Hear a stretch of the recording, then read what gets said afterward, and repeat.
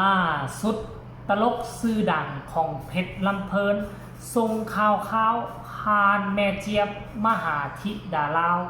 บอกว่ายังรอเวลาและโอกาสว่างจะมาเยี่ยมยามธิดาลาวให้ได้ว่าสั้นนี้สบายดี FC แฟนคลับทุกทานมาพบมาพ่อกันคลิปนี้ก่อนนอนทานผู้ชมมาโอ้มาลงกันอีกจักคลิปหนึ่งก็แล้วกันเนาะซึ่งเป็นเรื่องเล่าข้อมูลข่าวสาร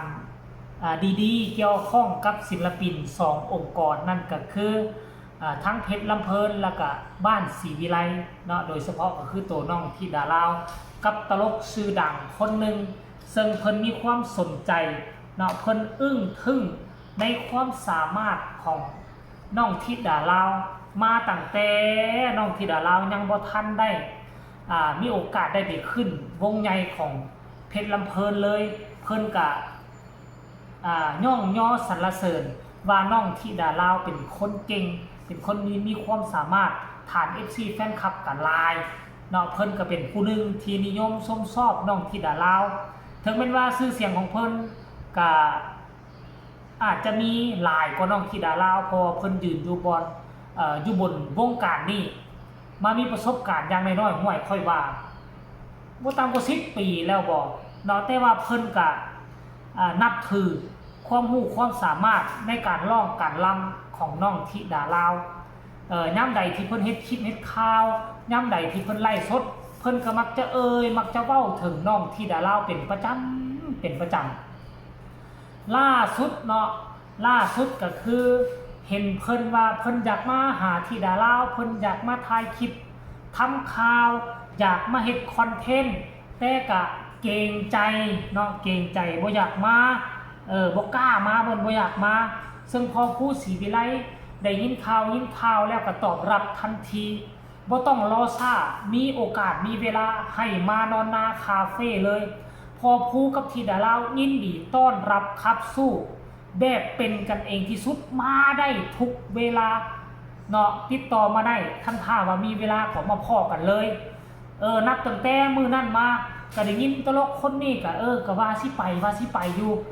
จนกระทั่งมาฮอดปัจจุบันนี้ก็มันก็ผ่านมาเกือบ 2-3 เดือนแล้วบ่ก็บ่เห็นวี่แววมาพบมาพ้อมาเฮ็ดคอนเทนต์นำกันจักเทื่อเนาะจักเทื่อจนกระทั่งตอนนั้นงานล่าสุดที่น้องธิดาลาวไปขึ้นก็บ่เห็นเฮ็ดคลิปก็บ่เห็นเฮ็ดข่าวเกี่ยวกับน้องธิดาลาวเลยเห็นมิดเงียบไปเลยได้บ่ฮู้ยังอยู่นำกันหรือบ่กับเพชรลำเพลินท่านผู้ชมเนาะแต่ว่าล่าสุดมื้อนี้เห็นคลิปจากแม่เจี๊ยบแม่เจี๊ยบคงจะไปช่วยงานอยู่ที่งานวัดแห่งหนึ่งนี่แหละแล้วก็ไปพบไปพ่อทั้งตลกของเพชรลำเพลินคนนี้เนาะเพิ่นชื่อว่าเอ็ดดี้ผีเจ้าปากแล้วก็ไปเห็นกับอย่างกว่าคนนึงท่านจำบ่ผิดในจาลอยอดีตตลกของเพชรลำเพลินคือกันแต่ว่าจาลอยได้ย้ายไปอยู่นำวงอื่นไปแล้วนะท่านผู้ชมเนาะซึ่งแม่เจี๊ยบได้พบได้พ่อก็ตั้งกล้องขึ้นมาถามข่าว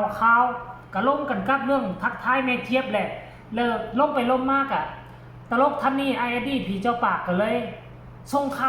วผ่านแม่เจี๊ยบไปให้น้องธิดาลาวเลยว่ายังรอโอกาสอยู่เด้อฝากความคิดฮอดฝากความคิดถึงว่าซั่นเนาะพอช่องนี้บ่มีเวลาว่าซั่นเด้แล่นไปทางนั้นแหละแล่นไปทางนี้เพราะว่าศิลปินของ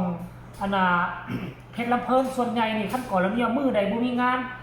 เนาะตอนตะกี้ก็ได้ยินข่าวว่าก็สามารถไปรับงานนอกงานนาได้แต่ว่าบ่ให้มันกระทบกับวงบ่ให้กระทบองค์กรส่งองค์กรที่มีงานต้องมาช่วยองค์กรเนาะช่วงไหนบ่มีงานก็ให้ไปรับงานทั้งอื่นได้แล้วก็เฮาก็จึงจะได้เห็นทั้งศิลปินของวงนี้ก็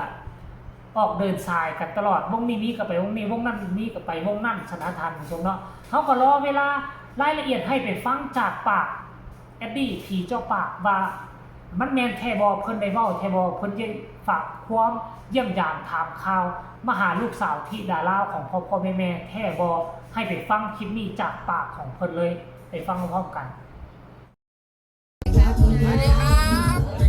โอ้ยโดนโลกกลมว่าสิไปเยี่ยมพยายามแต่ว่าได้ไปจักเที่ยยากมันก็มาแต่จันว่านี่ก็ไปอุดร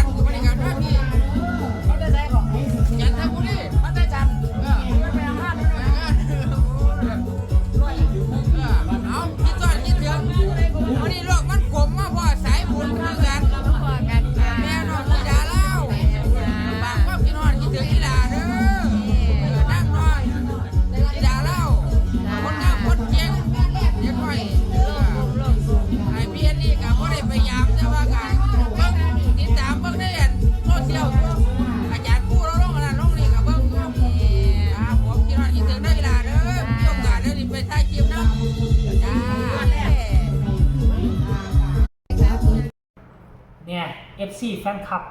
เห็นกันแล้วหรือยังเนาะเห็นกันแล้วหรือยังบ่ว่าจะโดนนานซ้ำใดเนาะเขาเจ้าก็เป็นห่วงเป็นใยฝากความคิดฮอดคิดถึงหากันตลอดเวลาคือตลกคนนี้นี่เป็นตลกที่มีความสามารถอายุเพียงแต่ซ้ำนี้เนาะเผลอๆเจว่าเราน่าจะอายุแก่กว่าเราเนาะแต่ว่าเราอายุเพียงแต่ซ้ำนี้เราก็สู้ซนบึกบึนฝ่าฟันอยากจะยืนอยู่บนเส้นทางนี้ห้องเพลงก็ได้แสดงตลกก็เป็นล้ำเรื่องก็ผ่านเนาะก็ถือว่าเป็นผู้หนึงที่มีความสามารถคันถ้าหากว่าน้องธิดาลาวได้มาสร้างคอนเทนต์กับคนนี้เนาะก็ถือว่าจะสามารถต่อยอดให้การการแสดงการห้องการล่ำของธิดาลาวดีกว่าเก่าขึ้นแน่นอนท่านผู้ชมเว้ยเพราะว่าทุกคนที่ไอ้ฮู้สองน้องฮู้หนึงมาหากันทุกคนน่ะบ่มีผู้ใดดอกสิฮู้หมดทุกอย่างเอ็ดดี้พีเจ้าป้าน่าจะฮู้เกี่ยวกับเรื่องนี้น่าจะเก่งเกี่ยวกับด้านนี้ก็มาสอนน้องธิดาลาวแลกเป็นบทเรียนนํกันเฮ็ดคอนเทนต์นํกันเพื่อให้มันสนิทสนมกันหลายขึ้นท่านผู้ชมก็ยังรอคอยและค่อยก็เชื่อว่าทั้งพ่อผู้ศรีวิไลก็ยังบ่ปิดประตูยินดีต้อนรับหมดทุกคนที่เข้ามาหาธิดาลาวด้วยความจริงใจเนาะพ่อผู้ก็จะ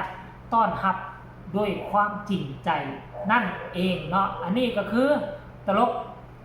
ชื่อดังของเพชรลำเพลินได้ฝากข่าวเยี่ยมยามถามข่าวช่องทางของแม่เจี๊ยบไปให้ลูกสาวธิดาลาวของพ่อแม่แล้วก็ FC แฟนคลับผู้ใดเห็นก็สามารถเข้าไปให้กำลังใจทั้งตลกคนนี้ได้เนาะหรือว่าจะใช้ช่องทางของเจบอลาวโดยการคอมเมนต์ฝากข่าวไปหาเพิ่นก็ด้วยความยินดีเนาะฝากทุกคนกดไลค์กดแชร์กดติดตามที่สำคัญอย่ากดข้ามโฆษณาใครอยากส่งข่าวหาน้องสาวธิดาลาวอยู่ทั้งสวรรณเขตกะส่งข่าวมาได้ทางใต้คอมเมนต์สำหรับคลิปนี้ขอลาทานผู้ชมไปเพียงสำนี้ก่อนสบายดี